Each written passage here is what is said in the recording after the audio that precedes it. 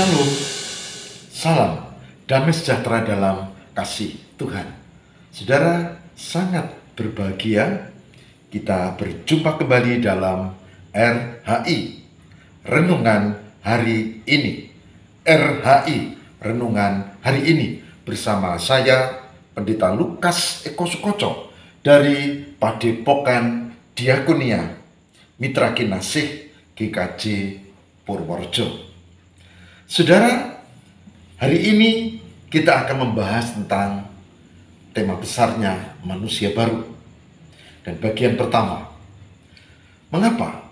Karena di Indonesia, bahkan mungkin di negara-negara, orang sesat pikir, maaf ya. Kenapa? Karena mereka berpikir agama itu menyelamatkan. Bahkan ada keyakinan kalau nanti saudara atau saya atau kita itu meninggal, kemudian dikuburkan, itu konon malaikat akan tanya, kamu agamanya apa, katanya. Karena apa? Karena ajarannya adalah agama yang menyelamatkan. Saudara, hari ini saya akan buka satu kebenaran berdasarkan firman Tuhan bahwa agama tidak menyelamatkan. Tapi yang menyelamatkan adalah iman kepada Tuhan, yaitu penyelamat Yesus Kristus. Dan iman itu tentu dengan laku, dengan perbuatan yang nyata. Tapi bagaimana itu dilakukan? Baik, kita akan bersama-sama membuka, kita langsung membaca dan memperhatikan kesaksian di dalam kitab Efesus. Efesus pasal 4. Efesus pasal 4, mari kita baca ayat 14 sampai dengan 20. Efesus 4 ayat 14 sampai dengan 20. Yang demikian, manusia baru.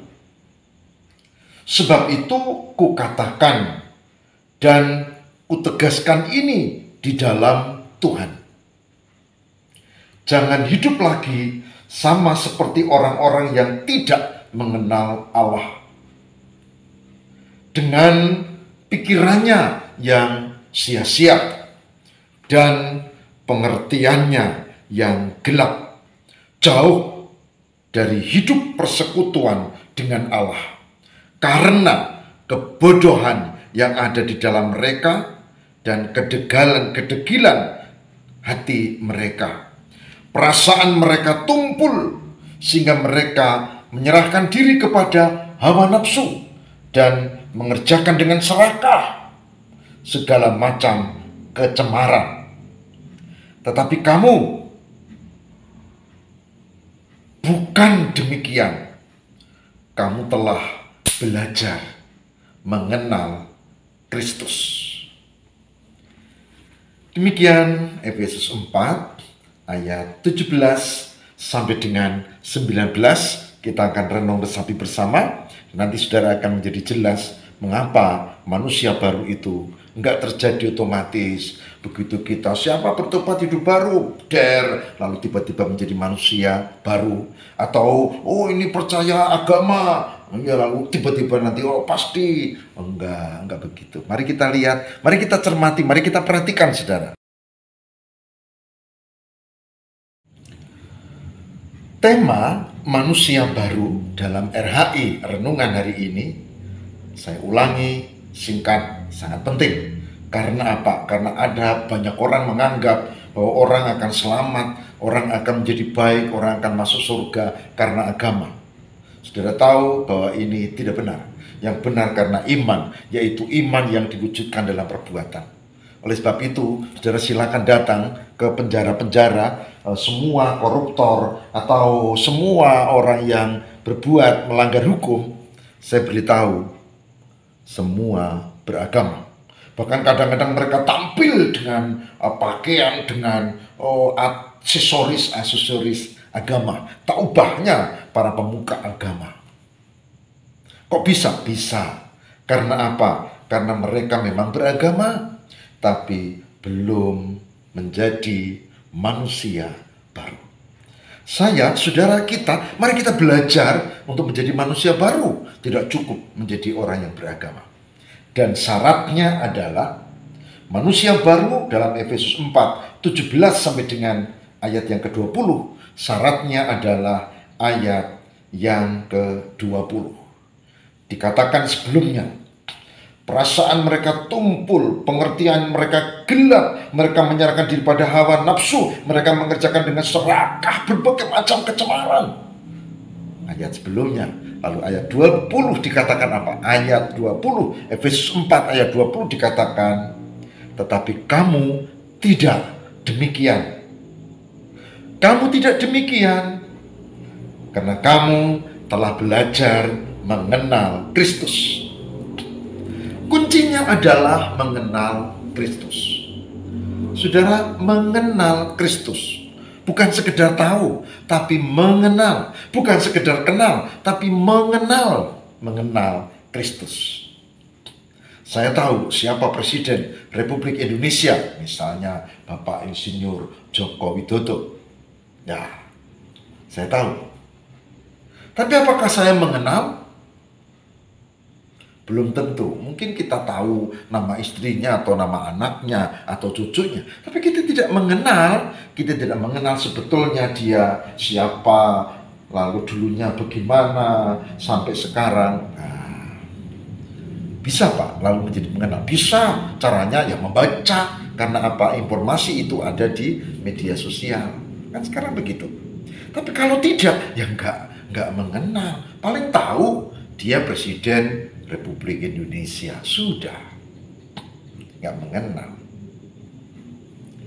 Yang dituntut di sini, saudara, bukan sekedar tahu, tapi karena kamu mengenal Kristus.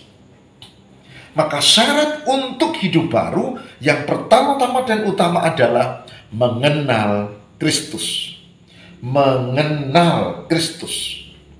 Kristus yang dimaksud adalah Yeshua Mashiach, Yesus Kristus, Yesus Kristus, yaitu Kristus itu bahasa Yunani, ya, di Indonesia kan menjadi Kristus, Kristos, Kristus.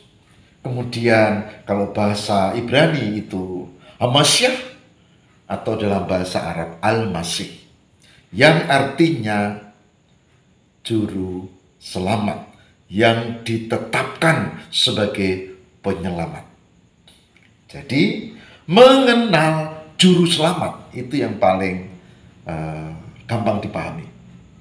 Mengenal juru selamat. Kalau saudara-saudara dan saya hanya mengenal Yesus sebagai nabi atau percaya, oh dia salah seorang dari nabi yang hebat, berarti belum mengenal Kristus. Oh dia guru yang begitu bijak, berarti belum mengenal Kristus. Yesus Kristus adalah juru selamat. Mengenal Kristus berarti mengenal bahwa juru selamat itu ada, yang ditentukan Tuhan dan menolong kita. Kita menghadapi banyak persoalan. Sekarang kita menghadapi banyak kedukaan karena bisnis lesu, karena orang-orang yang kita kasihi berpulang meninggal dunia, karena kita juga terjangkit penyakit, pandemi, dan dalam masa yang cukup lama untuk pemulihan, bahkan ada yang masih trauma, dan inilah hidup. Mengenal Kristus berarti meyakini di tengah kesulitan, persoalan, dan masalah yang mencekam kita, kita punya pengharapan di dalam Tuhan. Saya beritahu saudara, Anda punya persoalan, pergumulan, dan kesulitan? Saya juga. Tapi kita mengenal Kristus. Saya akan menghadapi kehidupanku, saya akan menghadapi kesulitanku bersama istri, anak-anak, cucu. Karena apa? Karena mengenal Kristus berarti memiliki pengharapan. Mengenal Kristus berarti tahu ada penyelamat, ada penolong yang memberkati kita. Mengenal Kristus yang menyelamatkan, tak hanya nanti, tapi juga sekarang. Dia yang memberkati kita. Pertanyaannya, apakah ibu, bapak, dan saudara mengenal Kristus? Kalau cuma tahu, oh iya, dia juru selamat Pak, oh iya, dia itu ya Nabi, Mesias, cuma tahu. Karena apa saudara? Mengenal itu tidak sekedar tahu, mengenal itu mengalami. Mengenal itu berarti punya pengalaman. Mengenal. Sekali lagi, apakah saudara dan saya, apakah kita ini mengenal Kristus? Itu pertanyaan. Kalau belum, kita perlu banyak belajar tentang dia. Kalau sudah, kita masih perlu untuk mendalami, karena peristiwa tentang Kristus ini banyak menjadi pergumulan. Kita kadang bingung, terus piye ini ya, benar enggak ya? Kalau memang ya, kenapa dibiarkannya ini pandemi datang? Bisnisku hancur, ada keluargaku yang meninggal, dan seterusnya, dan seterusnya. Saudara tahu, Tuhan punya kehendak, dan itu mutlak.